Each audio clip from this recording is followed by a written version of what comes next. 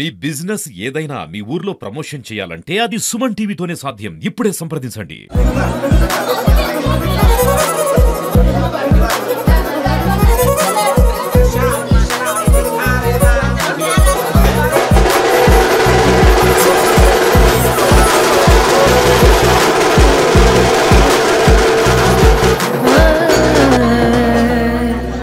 భర్త వేరే మహిళతో మాట్లాడుతానో లేక చూస్తేనో ఒప్పుకోలేని ఈ రోజుల్లో తన భర్తకు దగ్గరుండి రెండో పెళ్లి చేసింది భార్య. ఇదేదో సినిమా సీన్ అనుకుంటే పొరపాటే, రియల్ సీనే. తన భర్తకు మానసిక వికలాంగురాలితో భార్యే పెళ్లి చేపించిన వింత ఘటన తెలంగాణలోని మహబూబాబాద్ జిల్లాలో చోటు చేసుకుంది.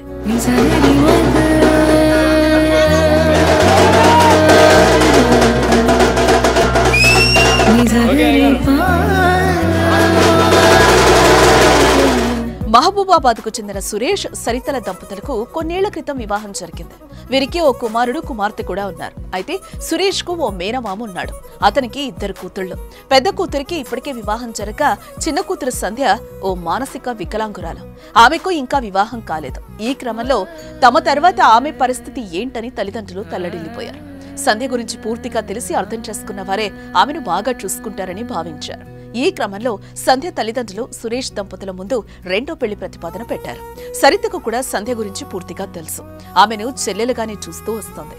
మానసిక వికలాంగురాలైన సంధ్య సురేష్ ను ఇష్టపడిందని తెలుసుకున్న సరిత వీరి పెళ్లికి అంగీకరించింది.